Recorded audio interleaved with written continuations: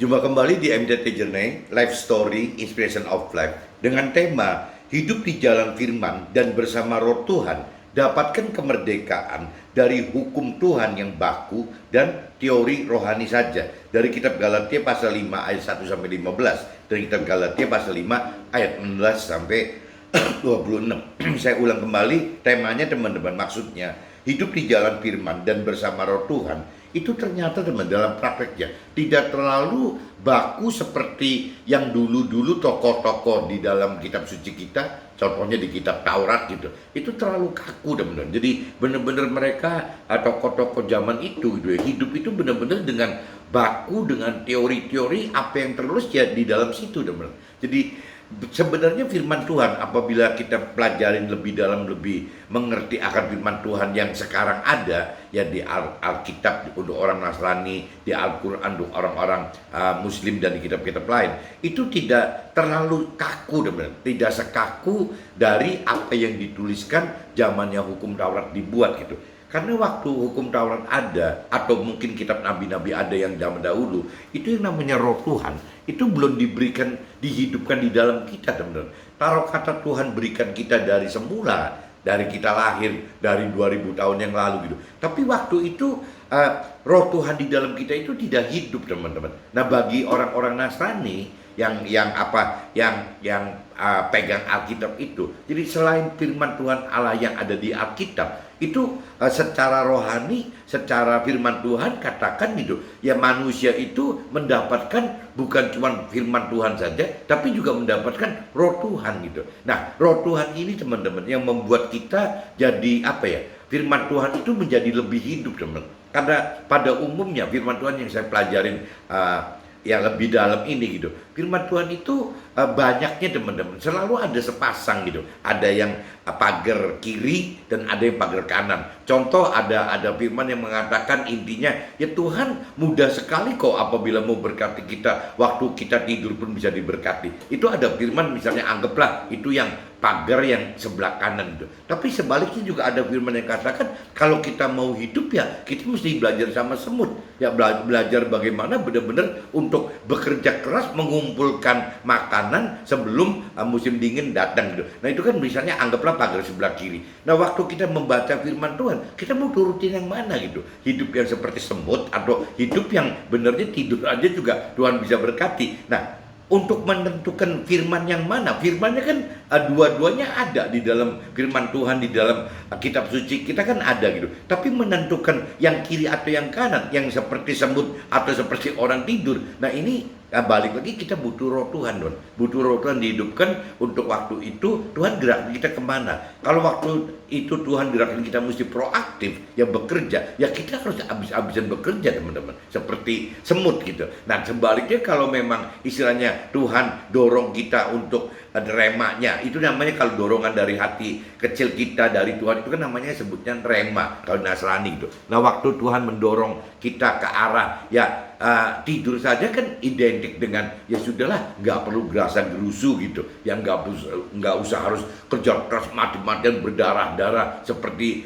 orang dunia pada umumnya gitu. Karena apa ya, karena kembali lagi firman tadi, satu contoh ada dua, pagar kanan dan pagar kiri. Itu pengalaman saya teman-teman, itu yang saya alamin seperti itu. Jadi kembali lagi tidak bisa dikatakan orang ikut Tuhan itu boleh nggak gerasa gerusu, tapi juga bisa ada firman yang katakan ikut Tuhan itu harus gerasa gerusu. Nah ini kembali lagi di firman itu komplit gitu ya, cuman kembali Tuhan memilih mendorong kita melakukan yang mana itu ya dengan cara kita harus menghidupkan Roh Tuhan di dalam kita teman-teman. Jadi maksud dari temanya pagi ini itu teman-teman. Nah coba saya baca di dasar firmannya aja dulu teman-teman.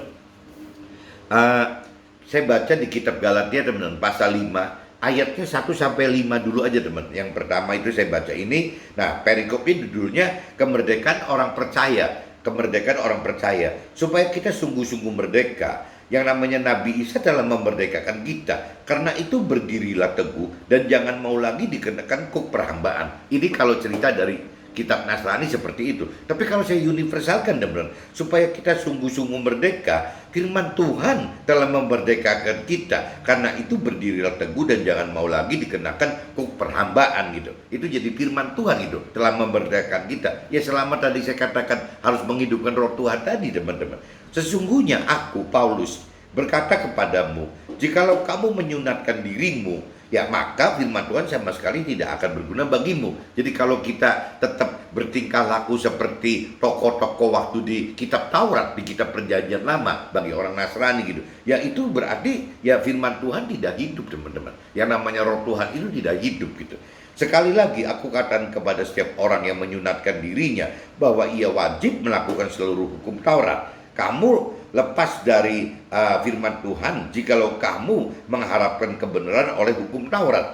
Ya, kamu hidup di luar kasih karunia. Karena kalau kita sudah hidup di firman Tuhan, kita hidup dengan menghidupkan roh Tuhan gitu. Kita itu udah zamannya kasih karunia teman, bukan cuman hukumnya hukum Taurat yang baku tadi gitu. Jadi lebih ke kasih karunia yang sifatnya lebih merdeka gitu.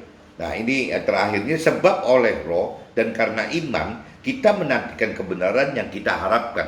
Jadi kalau dalam firman Tuhan Allah di dalam kitab Perjanjian Baru bagi orang Nasrani, ya satu-satunya ya yang dianggap benar itu, kebenaran yang kita harapkan itu adalah firman Tuhan Allah yang disertai oleh dengan menghidupkan roh Tuhan teman.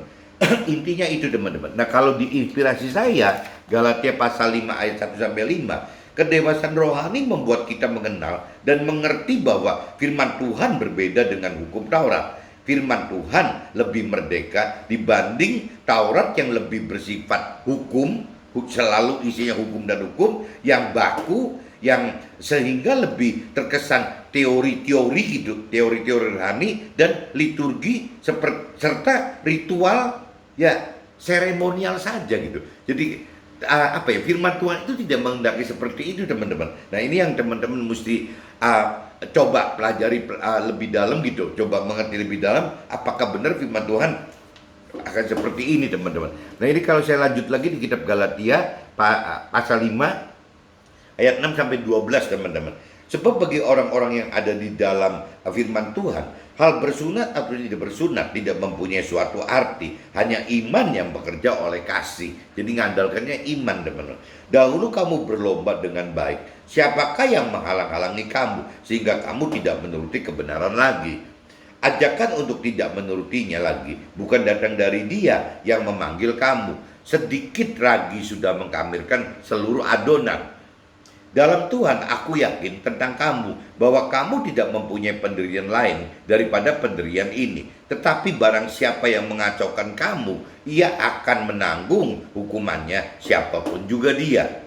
Dan lagi aku ini, saudara-saudara, jikalau aku masih memberitakan sunat, mengapakah aku masih dianiaya juga? Sebab kalau demikian, salib bukan batu sandungan lagi gitu. Baiklah mereka yang menghasut kamu itu mengembirikan saja dirinya. Nah ini kalau diinspirasi saya pasal ini Galatia teman-teman, Galatia pasal 5 ayat 6-12, firman Tuhan lebih berdasarkan iman sehingga lebih memiliki kebebasan atau kemerdekaan dalam memilih dan menjalaninya gitu. Firman Tuhan tidaklah baku. Selalu ada pilihan, menentukan selama pilihan solusi ada di dalam firman Tuhan. Dan kita libatkan roh Tuhan dalam menentukan pilihan solusi firman Tuhan tersebut. Tadi saya sudah katakan ada pagar kanan, pagar kiri. Yang jelas dua pagar itu ada di dalam firman Tuhan. Jadi jangan kita menentukan pilihan yang di luar firman Tuhan teman-teman. Nanti akhirnya jadi hawa nafsu kita atau hikmat pikiran perasaan kehendak kita aja atau jiwa kita saja. Jadi tetap yang namanya jiwa Tuhan, hikmat Tuhan itu tidak ada yang di luar firman Tuhan gitu. Jadi solusi firman Tuhan, solusi Tuhan pasti ada di dalam firman Tuhan teman-teman. Ini saya lanjut di kitab Galatia pasal 5 ayat 13-15 teman-teman.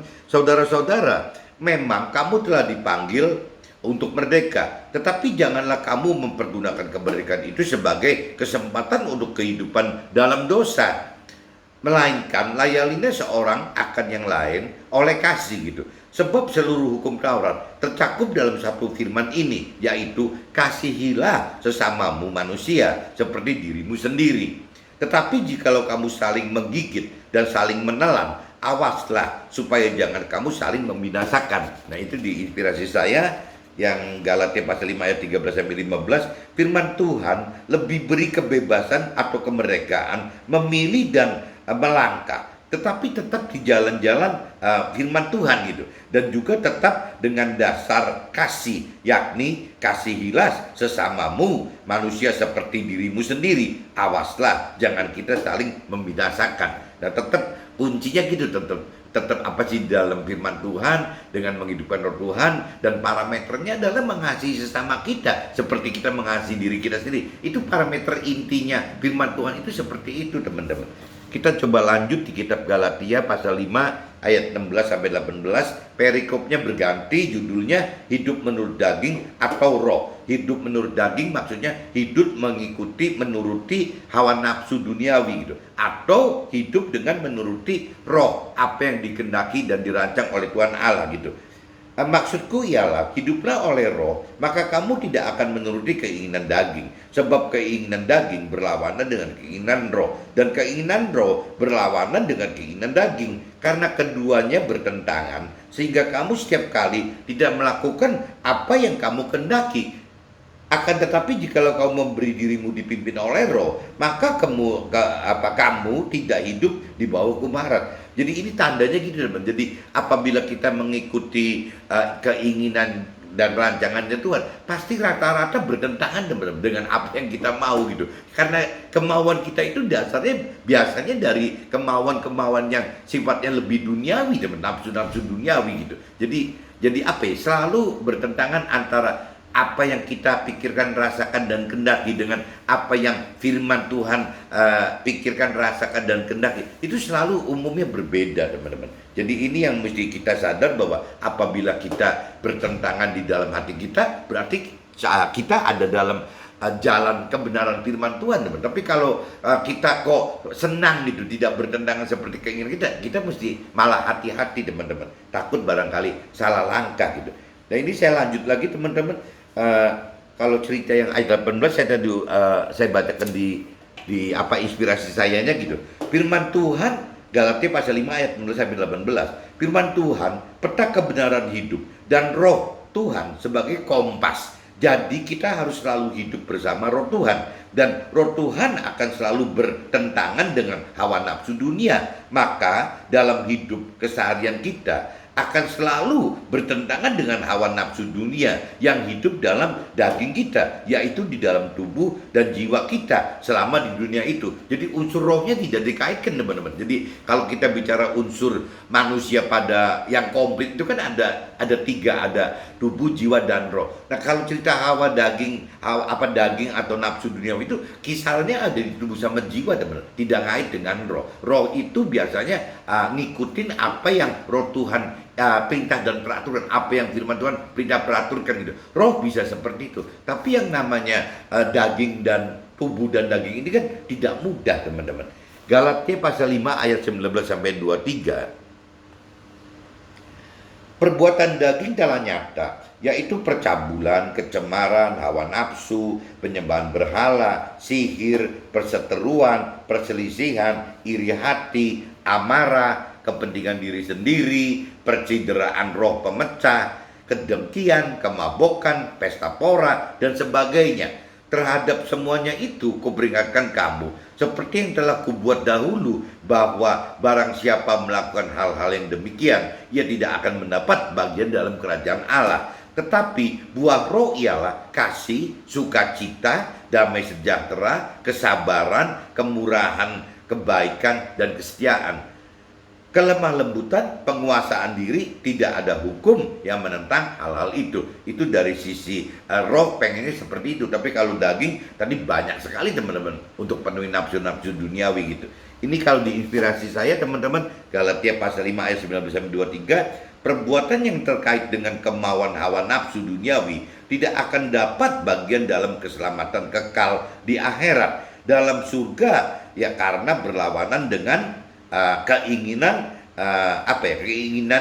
roh gitu, roh. Jadi kita hidup dipimpin oleh oleh roh, ya maka kita tidak hidup di bawah hukum Taurat dan juga tidak hidup dalam keinginan hawa nafsu duniawi gitu. Jadi dengan kita hidup di jalan firman Tuhan dan menghidupkan roh Tuhan, kita itu jadi akhirnya tidak hidup di hukum Taurat, tidak sekaku, tidak sebaku hukum Taurat, kita mendapatkan keberkatan, tapi tetap teman-teman menghindar dari hawa-hawa nafsu duniawi kita gitu. Nah ini yang firman Tuhan dan roh Tuhan selalu ingat kepada kita seperti itu. Jadi kemerdekaan itu kemerdekaan yang bukan bebas sebebas-bebasnya, tapi kemerdekaan yang terpimpin, yang mengacu kepada firman Tuhan Allah dan rancangan kehendak pribadi dari Tuhan Allahnya kepada kitanya itu teman-teman. Apa sih rancangan Tuhan? Ya target keselamatan gitu. Tuhan ingin kita selamat dari alam akhirat untuk mendapatkan damai sejahtera di akhirat dan juga tinggal bersama Tuhan di dalam akhirat, di dalam sorga. Itu Tuhan inginkan itu teman-teman. Nah kalau kita lanjut lagi Galatia pasal 5 ini yang terakhir, Galatia pasal 5 ayatnya 24 sampai 26 teman-teman. Ayatnya 24 sampai 26. Nah ini barang siapa menjadi milik firman Tuhan atau Nabi Isa, ia telah menyalibkan daging dengan segala hawa nafsu dan keinginannya. Jikalau kita hidup oleh roh Tuhan, baiklah hidup kita juga dipimpin oleh roh Tuhan gitu. Dan janganlah kita gila hormat, janganlah kita saling menantang, dan jangan saling mendengki. Itu kuncinya itu. Jadi ujung-ujungnya melakukan firman itu ya jangan gila hormat, jangan kita saling menentang, dan juga jangan saling mendengki. Nah ini diinspirasi saya teman-teman, Galatia pasal 5 ayat 24 sampai 26. Apabila kita kehendaki dan beranggapan milik Tuhan gitu, apabila kita merasa kita ini milik Tuhan ya, maka kita harus matikan hawa nafsu dan target serta rancangan dan kehendak duniawi seperti halnya orang-orang dunia dan orang berkeyakinan teman-teman. Dengan hidup tidak saling dengan jangan sampai hidup dengan gila hormat, jangan sampai saling menantang, jangan saling mendengki gitu. Jadi ini yang mesti diingat. Serta kita selalu hidup dipimpin oleh roh Tuhan di jalan firman Tuhannya itu. Kuncinya itu teman-teman. Jadi pagi ini saya coba jelaskan hidup di jalan firman dan bersama roh Tuhan. Dapatkan kemerdekaan dari hukum Tuhan yang baku dan teori rohani saja. Jadi ada kebebasan. Tapi kalau saya perhatikan orang-orang yang yang degil, orang-orang yang bersikeras ngotot gitu dengan pola-pola pikir lama, meskipun sudah mengaku bahwa sudah terima Tuhan, sudah mengenal Tuhan, tapi polanya pola-polanya masih seolah kaku sekali gitu ya, menganggap Tuhan itu benar-benar sebagai teori saja gitu, menganggap Tuhan itu hanya sebagai hukum saja. Akhirnya teman-teman, waktu mereka tidak mengenal lebih dalam, tidak mengerti lebih dalam, akhirnya mereka hanya melakukan kegiatan bertuhan beragama itu ya cuman ritual, liturgi gitu. Ya jarang sekali untuk bisa berdialog dengan Tuhan di dalam materi-materi perbendaharaan firman Tuhan gitu. Karena memang mereka tidak mengerti akan firman Tuhan. Jadi yang dibawa itu cuman sifatnya liturgi, ritual, seremonial saja yang diajarkan oleh mungkin mentor rohani dan rohaniawan yang memang mestinya kurang benar gitu mengenal kebenaran dan pengertian akan firman Tuhan. Jadi kunci balik lagi teman-teman, kita mesti memang minta roh Tuhan untuk bisa lebih mengenal akan firman Tuhan, lebih roh Tuhan biar kuatkan kita untuk lebih mengerti akan firman Tuhan, dan firman Tuhan juga bisa membantu kita untuk lebih berani melakukan firman Tuhan. Jadi kuncinya teman-teman, di dalam Tuhan itu tidak bisa lari, harus ada firman Tuhan dan harus ada roh Tuhan. Tanpa kita hidup di jalan firman Tuhan dan tanpa kita hidupkan roh Tuhan teman-teman, rasanya untuk mendapatkan pengenalan pengertian firman yang benar aja nggak bisa teman. Nah, kalau kita tidak mendapatkan pengenalan pengertian firman dengan benar, bagaimana kita bisa melakukan firman Tuhan dengan benar? Nah ini kaitannya gitu teman. Jadi jangan lepaskan apabila kita merasa miliknya Tuhan, itu jangan lepaskan firman Tuhan, pengenalan pengertian akan firman Tuhan, dan juga menghidupkan roh Tuhan untuk lebih dalam mengerti firman Tuhan dan untuk lebih mampu, lebih berani melakukan firman Tuhan. Oke teman-teman, see you, bye-bye.